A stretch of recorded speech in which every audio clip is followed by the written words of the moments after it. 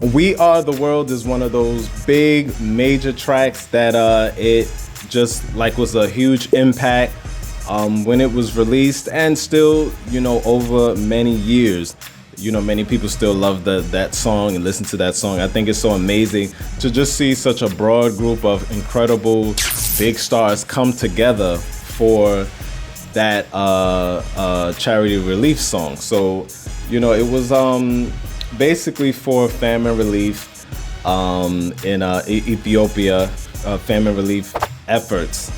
And it was a super charity. It raised up about $60 million. If you know, with the whole We Are the World record, that album, it had sold, it went triple platinum here in the US, of course, and it did about 20 million records around the world, which is no surprise. You know, you had greats, Michael Jackson, Stevie Wonder, Diana Ross, Cyndi Lauper, so many names on that record.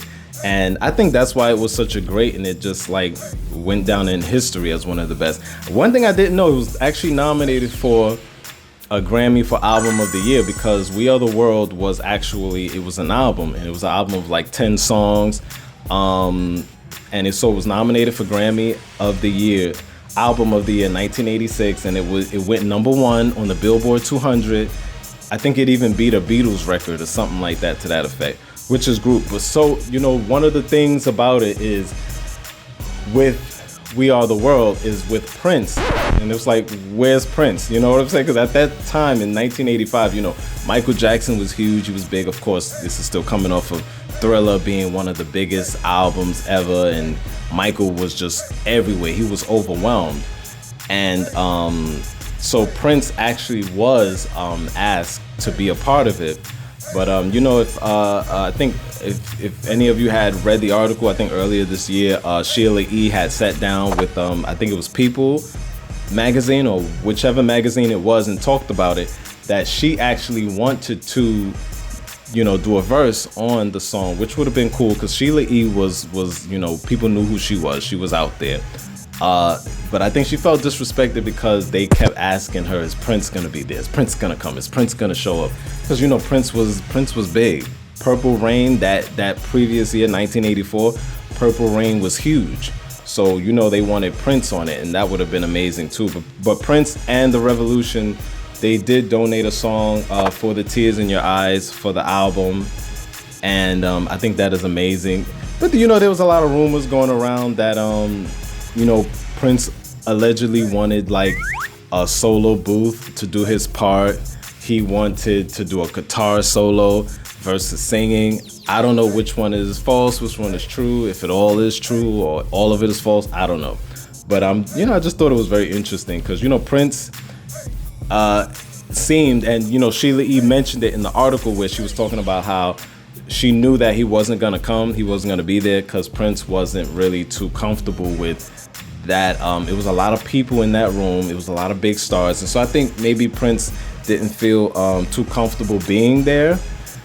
And I'm like, damn, it would have been really great, because the fact that you got Michael Jackson and Prince in the room, where this time for them, that time was the biggest, one of their biggest moments of their careers. So it would have really been amazing. But at least they were on the album together. That's a big thing about it. At least they were on the whole We Are the World album together. And so, you know, Sheila E. kind of felt disrespected. She actually did want to record vocals for it or whatever, but they were badgering her about getting Prince on it, which is kind of crazy. Another star that I think many people kind of, when we look at it now, after the fact, all these years later, it's like, hey, what about Madonna? Because Madonna was big in 85, and of course the year before, 84. I think she had already did Like a Virgin, if I'm not mistaken, I think that year. Or it probably was 85, I kind of keep forgetting, but it was somewhere around that time. But Madonna was already known anyway from the album she had released, I think in 82 or 83. But the rumor was that people thought she couldn't sing, and allegedly when it got back to Madonna, she was heartbroken by it. And I would believe that anybody would be heartbroken when you got a big star group of people, a big group of everybody's joining this super charity, and they're gonna sing and be a part of this, a big event. That, just imagine being a part of that. So I could see Madonna could have been very hurt by that. And I don't really blame her, although I would say at that time Madonna's voice wasn't necessarily, I think Madonna's voice got better in my opinion by the mid to late 90s. Her voice was sounding much better in my opinion. When I hear those songs, I'm like, yeah, that's Madonna, that's the voice right there.